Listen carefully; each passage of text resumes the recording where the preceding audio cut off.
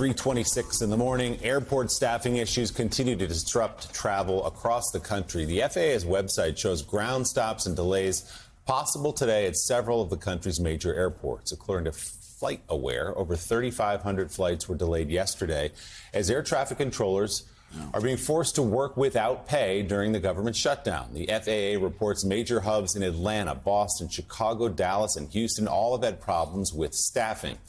There also was a brief ground stop yesterday at Nashville's International Airport, delaying flights there by an average of 2 hours. As for the shutdown, 8 days in and still no end in sight, Democrats still demand action be taken now on tax credits for Obamacare premiums. Speaking on the Senate floor yesterday, Democratic Senator Patty Murray of Washington outlined the 10 states that will see the highest increases in health insurance premiums if ACA tax credits expire. In the top 5 states, which include West Virginia, Wyoming, Alaska, Tennessee, and Mississippi, premiums will more than quadruple. Premiums are also expected to more than triple in other states, including Texas, South Carolina, and Alabama. All 10 are considered to be red states. That's perhaps explaining why Republican Congresswoman Marjorie Taylor Greene of Georgia doubled down yesterday on her break with GOP leadership over health care subsidies amid the government shutdown. Greene slammed her party, claiming Republicans did not have a plan on health care, arguing the GOP should be working to fix the problem now instead of using the issue as political leverage. Greene criticized the GOP's lack of action in an interview yesterday, saying in part, quote, when it comes to the point where families are spending anywhere from $1,500 to $2,000 a month and looking at hikes coming on their insurance premiums, I think that's unforgivable. The far-right congresswoman broke with the party on Monday after posting on social media that her adult children who are covered by the Affordable Care Act will see their premiums double if the issue is not addressed. House Speaker Mike Johnson pushed back yesterday when asked about Greene's remarks regarding the health care issue at the center of the shutdown. Congresswoman Greene does not serve on the committees of jurisdiction that deal with those specialized issues, and she's probably not read in on some of that because they've still been sort of in their silos of the people who specialize in those issues. When we get the conference back and when everybody's back together, we'll go through a lot of that. I mean, I've spoken personally to a number of members in the last 3 days, Republicans, from the most conservative member to the more moderate member, with their various ideas on that. There's a lot of work that's been done on that.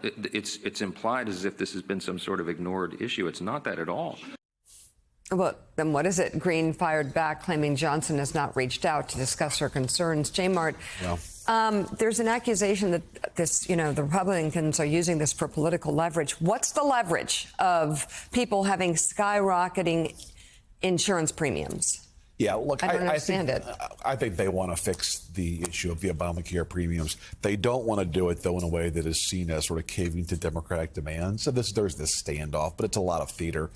I think when the government does come back, there's going to be some kind of a fix on those premiums, precisely, Mika, for the reasons that you laid out on the screen, because all those states that are the hardest hit are all red America and all have GOP senators. But what MTG did there was hand the Democrats a gift yesterday. Hand Republicans a gift because it shows the lack of unity in Republican ranks on the issue, and that obviously is a huge help to Democrats right now. Also, don't forget Trump yesterday saying we're not sure if folks are going to get back pay after all, which is devastating to federal employees who are counting on that back pay. Unbelievable. Military, too. A lot of them don't deserve it, he said, federal workers. Which is totally off message here. So I thought yesterday was to date one of the best political days for Democrats during the shutdown, because you have MTG breaking ranks on health care and then Trump doing his Trump thing, which is totally off message. Yeah, and not giving back pay, that would be illegal. Like, that would be illegal. Let's not gloss over that, too. Let's not gloss over that. And certainly to this point, the president has not followed through on their threats to the mass firings, the Ross vote firings. Again, there's questions about the legality of that either, but to this point, he's held that off. Ali Vitale, I don't think we should say Marjorie Taylor Greene, welcome to the resistance, but I do think that we are seeing moments here, a few cracks in the Republican facade. There's been reporting last night. I've talked to folks on the Hill, and I know you're so well sourced there, that there's a little bit of uneasiness that Trump, Thune, Johnson aren't totally singing from the same hymn book anymore in terms of how to do this. And mostly it's because the Democrats, the pressure they're putting in on health care, on these subsidies, seems to be working. Yeah, I do think that it's working, because the way that I see it, as much as votes aren't moving from, yes to no or vice versa, what has moved is this debate over not if health care should be negotiated at this moment, but when. That's the debate that lawmakers are actively having right now. Republicans are saying it's after the shutdown. Democrats are saying it has to be right now. That is moving the Overton window, and that's because Democrats held their leverage on this. When it comes to the Marjorie Taylor Greene of it all, I did have a Democratic staffer joke with me yesterday. What do you mean? We've always loved Marjorie Taylor Greene. I mean, I do think they are feeling a little bit of the political whiplash, but what she's saying tracks with the polling that shows that nearly 7 in 10 Republicans want to see ACA subsidies negotiated here, and that health care is a broader issue of concern that doesn't just tack between the typical party lines. I think that's really important, and it goes back to something that I asked the speaker in my interview, which is something that all of us know so well. I do think that there's a possibility that Donald Trump, in his constant quest to make a deal, sees the political daylight on this more quickly than lawmakers on the Hill, and ultimately says, yeah, we're going to do a deal on this, and kind of sells them out. And so I asked the speaker, would you work against the president if he said, I want to do a deal on ACA subsidies? And of course, Johnson said, well, that's not really the question at hand right now, but it kind of sounds like it's getting to the point where it is. Yeah, which is why when...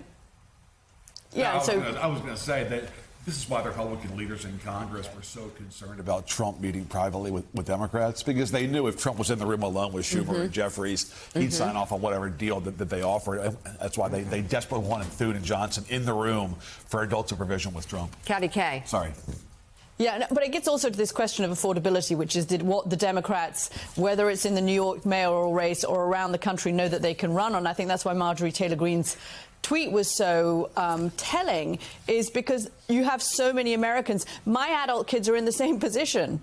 They have their own health care through the ACA. If these premiums are pulled, then if these credits are pulled, then their premiums are going to go up too. So I think that is something that really resonates around the country. And you get the sense that Republicans are now feeling that, because it's not just a health care issue, it's part of this affordability issue that so many Americans are faced with. And for Marjorie Taylor Greene, Mika, this is just old-fashioned constituent services. Her constituents benefit from the Affordable Care Act. They are going to lose coverage or see their premiums double or quadruple. She's looking out, and we all have our problems with Marjorie Taylor Greene. In this case, she's looking out for her constituents. And Jay Moore pointing out that yesterday was a great day for Democrats, and all they had to do was go like this. Because the wins were just the behavior on the Republican side, the choices being made here. And honestly, the threats of yanking the pay from federal workers, yeah, Democrats can just sit there and watch that happen, because that would be devastating politically. I don't get it, but we will follow it and see where it leads us. MSNBC senior Capitol Hill correspondent Ali Vitale, thank you very much. Senior political columnist at Politico, Jonathan Martin, thank you as well.